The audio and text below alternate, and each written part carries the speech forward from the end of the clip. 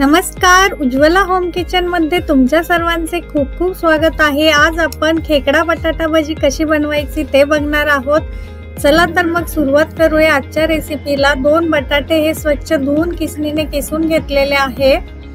आता हे पाणी आपण याचं निथळून घेतलेलं आहे आणि इथे एक मोठा कांदा उभा चिरून घेतलेला आहे, एकदम पातळ असा। ही लसूण मिरचीची पेस्ट आहे, त्यामध्ये जिरे टाकलेले आहे अर्धा चमचा आपण, आणि हे धने आणि जिरे मंद गॅसवर भाजून याची पूड भरड करून टाकलेले आहे। कोथिंबीर मुठभर टाकली आहे आपण।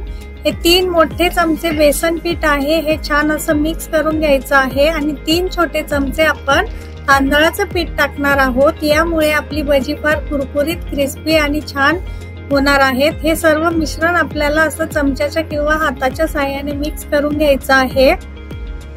थोडंसं चवीपुरतं आपण अर्धा चमचा मीठ टाकून घेऊया। मिरची आणि लसणाची पेस्ट करताना सुद्धा आपण पाव चमचा मीठ टाकून घेतलं होतं। आता हे छान असं मिश्रण आपल्याला मिक्स करून घ्यायचं आहे। आपण बटाट्याची भजी भरपूर प्रकारची बघितली असेल, पण आज ही आपण एकदम वेगळ्या पद्धतीने बनवणार आहोत।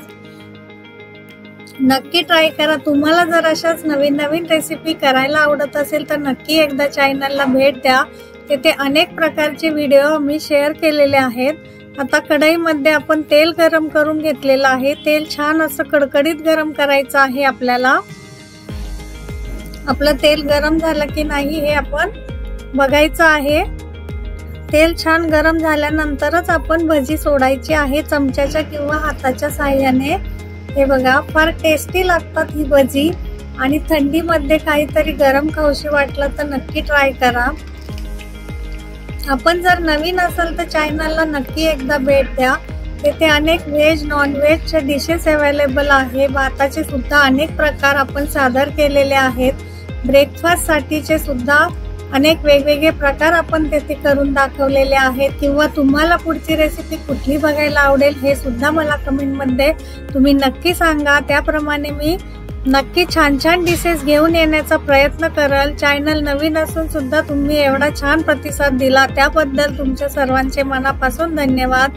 हे बघा, छान आपले 2 ते 3 मिनिटात भजी तळून तयार आहे। क्रिस्पी कुरकुरीत भजी तयार आहेत। भजी करण्याच्या अगोदर आपण थोडासा सोडा टाकून घेतलेला आहे। नक्की ट्राय करा। कशी वाटली रेसिपी कमेंट मध्ये मला नक्की सांगा। आणि चॅनलला लाईक, शेअर आणि सबस्क्राईब करायला अजिबात विसरू नका। धन्यवाद।